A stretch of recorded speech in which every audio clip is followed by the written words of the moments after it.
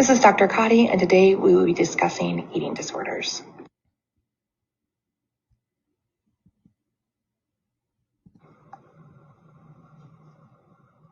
Objectives for this lecture include being able to identify predisposing factors in the development of eating disorders, differentiate between the various eating disorders, describe symptomatology associated with anorexia nervosa, bulimia nervosa, and binge eating disorder.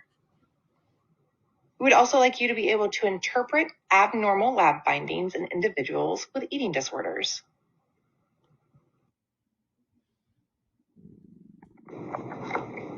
Eating disorders. The mortality rate for eating disorders is high, and these individuals are also at risk for suicide. Treatment is to normalize eating patterns and address issues raised by the illness. This can be one of the hardest disorders to treat. Eating disorders include anorexia nervosa, bulimia nervosa, and binge eating disorder. Comorbidities can include depression, personality disorders, substance use disorder, anxiety, and a variety of medical issues.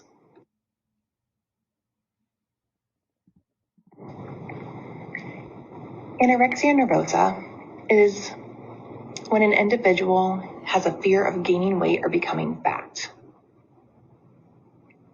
Persistent energy intake restriction, which leads to significantly low body weight in the context of age, sex, developmental path, and physical health. So these individuals have a disturbance in the way they see themselves. These patients can be preoccupied with food and the rituals of eating, and they can simply refuse to eat. It most often occurs in female clients from adolescence to young adulthood, but can occur in men. Onset can be associated with a stressful life event, such as college. There are two types: the restricting type, so this individual drastically restricts food intake and does not binge or purge, and the binge eating or purging type. So this individual eats too much and then throws the food up. Individuals with the binge eating purging type have higher rates of impulsivity and are more likely to abuse drugs and alcohol. Bulimia nervosa. So these patients eat a lot of food over a short amount of time, and that's called binge eating. The binge eating usually lasts less than 2 hours.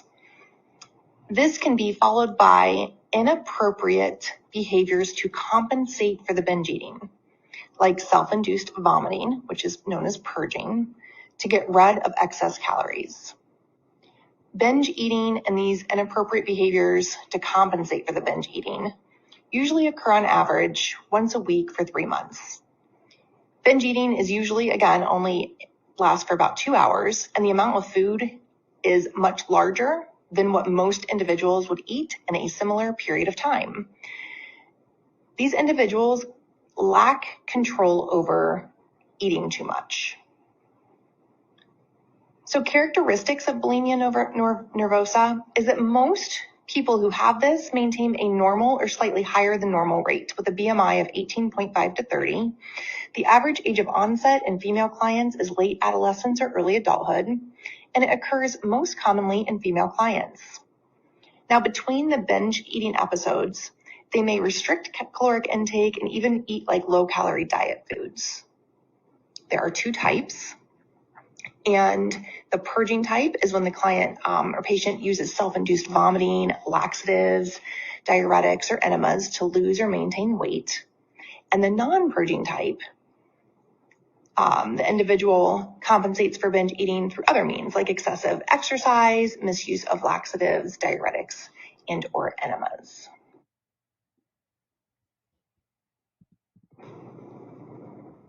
Binge eating disorder. So these individuals repeatedly eat large amounts of food over a short period of time, and they do not use any compensatory behaviors associated with bulimia nervosa. So no vomiting, laxatives, diuretics, or enemas, or excessive exercise. They just overeat.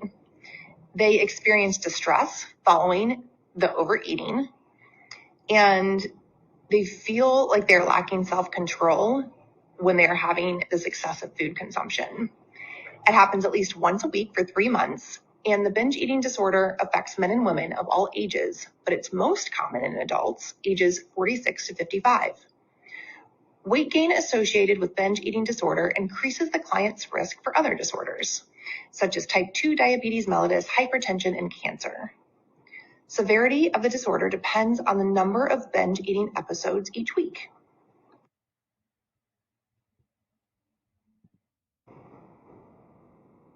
Risk factors for eating disorders includes occupational choices that encourage individuals to be thin, such as modeling. Individuals who are a picky eater in childhood may be more at risk. Participation in athletics, especially at an elite level of competition or in a sport where lean body build is needed, like bicycling, or where you have to maintain a specific weight, like wrestling. A history of obesity is also a risk factor. Family genetics. These disorders are more commonly seen in families who have histories of eating disorders. Biological, so this could be caused by some kind of biochemical imbalance with disturbances of serotonin neurotransmitter pathways. It also could be hormonal. Interpersonal relationships, so these can be influenced by parental pressure and the need to succeed, and usually we see this with father-daughter relationships. Psychological influences include rigidity, ritualism, separation, and individuation conflicts, feelings of being ineffective or helpless, feeling depressed, distorted body image, internal or external locus of control or self-identity, and potential history of physical abuse.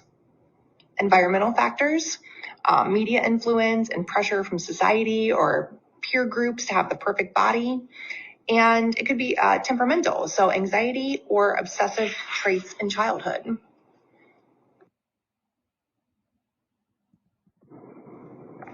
When completing a nursing history, the nurse should ask about the following. So what is the individual's perception of the issue?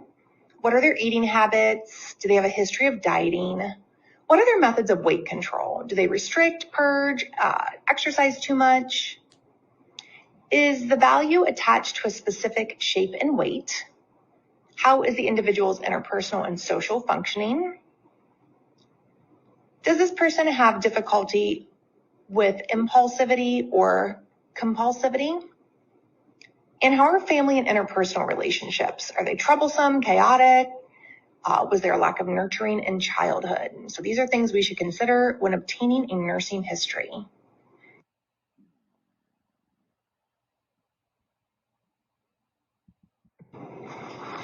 So in evaluating an individual's mental status who has an eating disorder, we may see cognitive distortions, and these could include overgeneralizations, like other people don't like me because I'm fat, all or nothing thinking. If I eat any sweets, I'll gain 20 pounds, catastrophizing. If I gain weight, my life will be over. Personalization. When I walk through a room, I know everybody's looking at how fat I am. Emotional reasoning. I know I look bad because I feel bloated. These individuals may like to prepare food, but not eat it. They'll be terrified of gaining weight, and they have a perception that they're severely overweight, and they see that in the mirror, but that's usually not the reality. These individuals can have crushingly low self-esteem, impulsive behaviors, and trouble with interpersonal relationships. They may have the need for an intense physical workout regimen that they don't want to stray from, and they feel guilt or shame due to binge eating behavior. Obsessive compulsive features can also be related or unrelated to food. So maybe they collect recipes, hoard food, or have concerns about eating in public. Expected findings. So vital signs could include low blood pressure with possible orthostatic hypotension, decreased pulse and body temperature. Hypertension could be present in clients who have binge eating disorder. Expected findings in regards to weight. Individuals with anorexia nervosa have a body weight that is less than 85% of expected normal weight. Most clients who have bulimia nervosa maintain a weight within the normal range or slightly higher, and clients who have binge eating disorder are typically overweight or obese.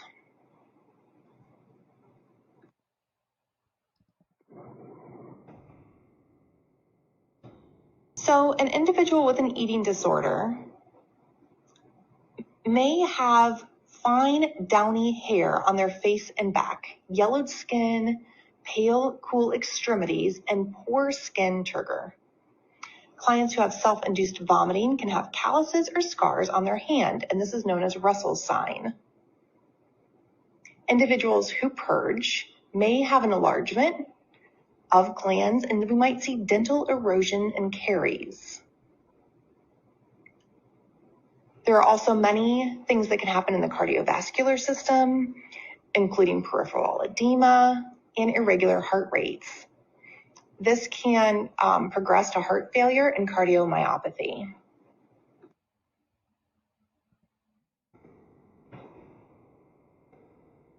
So we would expect fluid or electrolyte imbalances. We may see acidosis or alkalosis, dehydration, and electrolyte imbalances. In the musculoskeletal system, we would see muscle weakness, decreased energy, loss of bone density. And in the GI system, we may see constipation if an individual is dehydrated, diarrhea from laxative use, abdominal pain, self-induced vomiting, excessive use of diuretics or laxatives, and esophageal tears and gastric rupture in individuals who are vomiting. Many individuals with eating disorders do not have regular menstrual cycles, so irregular or lack of.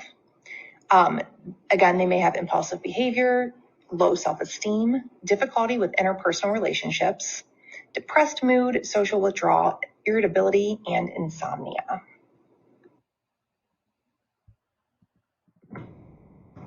The criteria for acute care treatment would include a rapid weight loss or a weight loss of greater than 30% of body weight over 6 months, unsuccessful weight gain in an outpatient treatment center, failure to adhere to a treatment contract while in the outpatient treatment, vital signs of a heart rate less than 40, a systolic blood pressure of less than 70, body temperature less than 96.8, ECG changes, electrolyte disturbances, or suicidal behavior or psychosis.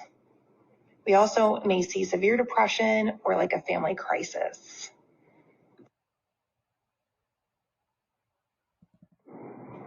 Please review the following abnormal labs that can occur as a result of an eating disorder. Electrolyte imbalances are common in individuals with eating disorder, and they depend on the method of purging. So whether or not it's laxative use, diuretics, or vomiting, we would expect hypokalemia, hyponatremia, hypochloremia. Due to malnutrition, we might expect hypomagnesium, hypophosphatemia, and in females who are anorexic, we'll see decreased estrogen, and in males who are anorexic, decreased testosterone.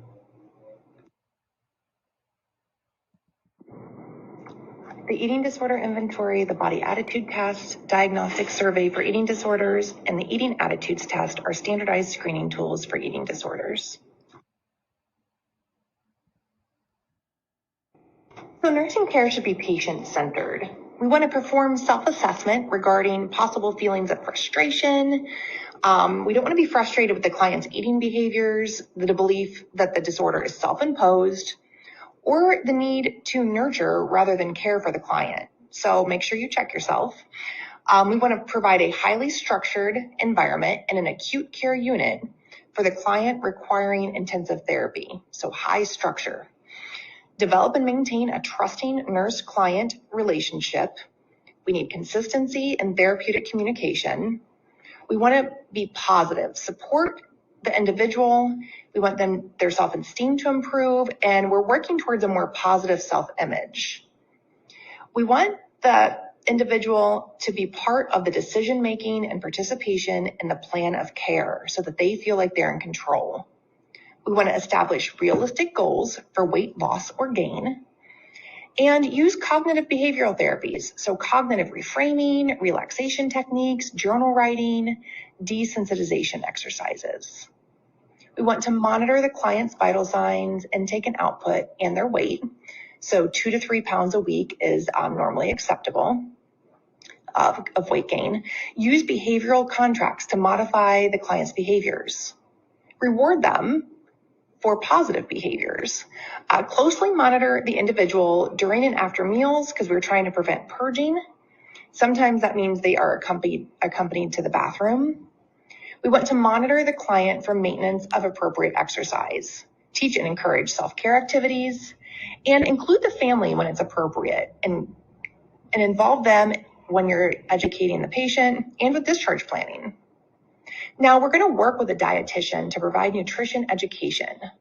So we want to correct misinformation regarding food, meal planning, and food selection. Consider the client's preferences and ability to eat when developing the initial eating plan. We want a structured and inflexible eating schedule at the start. So they're only permitted food during scheduled times. We want to promote new eating habits and discourage binge or binge purge behaviors. Small, frequent meals, which are better tolerated, is going to help prevent the client from feeling overwhelmed. They may need a liquid supplement, a diet high in fiber to prevent constipation, and a diet low in sodium to prevent fluid retention. We would need to limit high fat and gassy foods during the start of treatment, and they're probably going to need some vitamins or mineral supplements. The individual may want to avoid caffeine to reduce the risk of increased energy and resulting in difficulty to control the eating disorder behaviors. So caffeine could be used by clients as a substitute for healthy eating. So we probably want to avoid caffeine. We want to make arrangements for the person struggling with the eating disorder to attend individual therapy, group therapy, and family therapy to assist in resolving personal issues which contribute to the eating disorder. So we want to get to the root of the cause. So SSRIs are the preferred medication for eating disorders, in particular fluoxetine or Prozac. We would want to instruct the individual that the medication can take 1 to 3 weeks for that initial response, so before they could tell it's working, and it may take up to 2 months for the maximum response. And remember, that's at each dose increase. We would always want to instruct patients to avoid hazardous activities like driving until they know if there's any adverse effects, and instruct the client to notify the provider if sexual dysfunction occurs or is intolerable. So that could be the inability to have an erection or the inability to have an orgasm. So when dealing with a client who has an eating disorder, we want to make sure we're working with a registered dietitian so that the client is provided with nutritional and dietary guidance. Consistency of care among all providers and staff is really important to their success. We want to educate the client about care after discharge, so assist them in developing and implementing a maintenance plan related to weight management, encourage follow-up treatment in an outpatient setting, encourage client participation in support groups, and individual and family therapy as necessary. Complications can occur with these disorders. Refeeding syndrome is a potentially fatal complication that can occur if fluids, electrolytes, or carbohydrates are introduced to a severely malnourished client too quickly. So these individuals would need care for in a hospital setting, and they would need to work with a provider and dietitian to develop a controlled rate of nutritional support during the initial treatment. We want to monitor blood electrolytes, administer fluid replacement as prescribed. So cardiac dysrhythmias, severe bradycardia, and hypotension can also occur. So some of these individuals may need continuous cardiac monitoring, monitor their vital signs frequently, and always report changes in the client's status to the provider. And that wraps up our presentation on eating disorders.